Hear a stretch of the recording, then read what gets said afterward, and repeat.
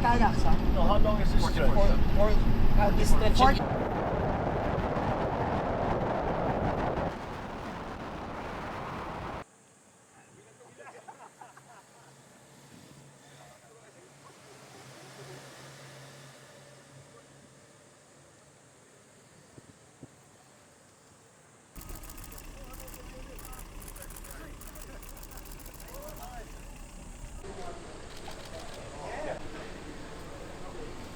Andito ngayon tayo. Ito, bubuksan natin itong section which is about 4.5 kilometers. Yung dating kalahating oras ng biyahe ay magiging 5 minutes na lang, 6 minutes. At tinitignan namin doon sa mapa ay yung inaantay natin ng matagal na galing dito sa Silang hanggang Kawit na.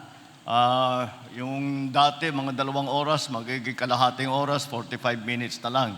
Kahit na nagtatrabaho ka sa Taguig, pwede kang nakatira dito sa Cavite. This is 10 years in the making. I can announce na mabuksan ito starting 12 midnight tonight and for 1 month, walang muna toll. So, yung ating mga kababayan, gamitin po ninyo, makita ninyo, maramdaman ninyo, na ang malaking ginhawa na dinadala nitong mga ganitong malalaking project. I'm sure mararamdaman nga natin ang magiging mas mabilis at mas maginhawa na pagbiyahe na papasok sa Metro Manila. Thank you.